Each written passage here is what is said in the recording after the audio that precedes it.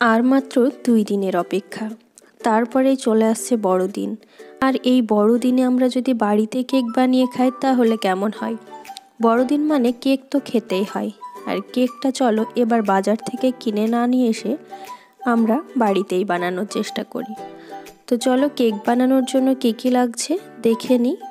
এখানে আমি ডিমের সাদা অংশ আর হলুদ অংশ আলাদা করে নিয়েছি।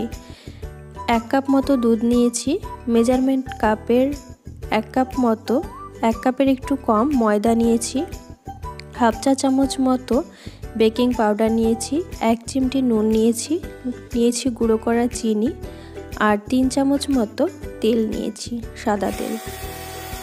প্রথমে আমি সাদা অংশটাকে বিট করে নিচ্ছি। এই বিটটা অনেক ধৈর্য ধরে করতে হবে।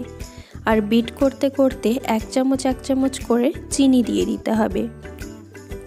চিনিটা যে যেমন মিষ্টি খেতে পছন্দ করে সে তেমন দেবে, তবু আমি একটু বলে দিই, যদি 100 গ্রাম ময়দা হয় তাহলে কিন্তু 100 গ্রামই চিনি লাগবে। এই রকম আইডিয়া করে তোমরা একটু চিনিটা দিয়ে দেবে।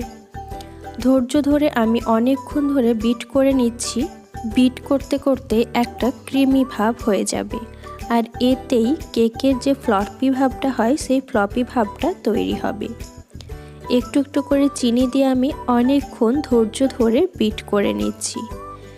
এবার আমি পুরো চিনিটা দিয়ে দেব। দেখুন অনেকটাই ফ্লপি হয়ে গেছে, একদম বোলের পুরোটাই ভর্তি হয়ে গেছে। পুরো চিনিটা দিয়ে দিলাম, ফ্লপি ভাবটা হয়ে গেছে।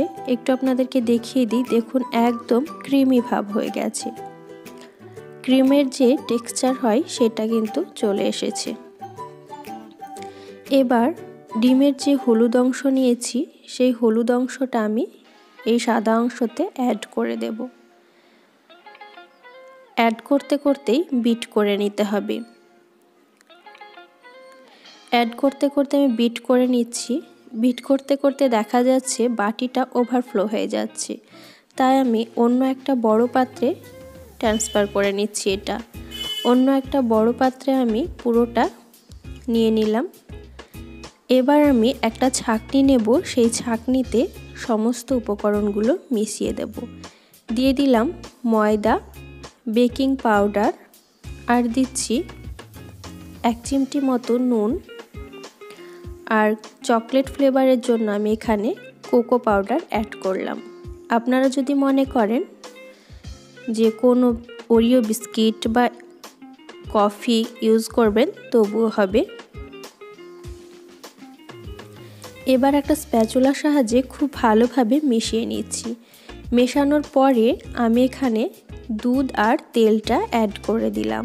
অ্যাড করার পরে আবারও খুব ভালোভাবে মিক্সড করে দিচ্ছি।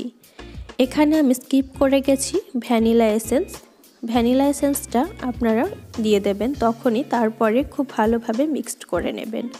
অন্যদিকে আমি একটা কেক টিন নিয়েছি, তাতে খুব ভালোভাবে একটু অয়েল মাখিয়ে নিলাম, তারপরে একটা পেপার দিয়ে দিলাম।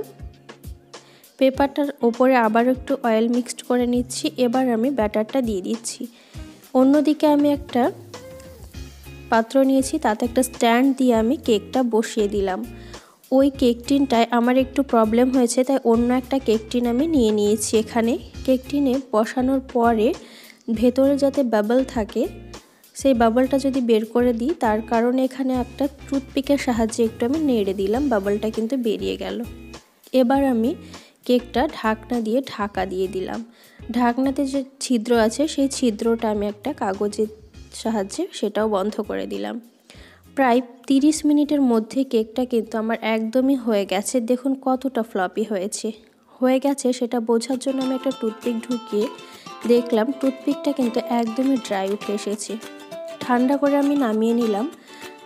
তৈরি হয়ে গেল একদম পারফেক্টভাবে চকলেট কেক। আশা করি ভিডিওটা তোমাদের ভালো লাগবে।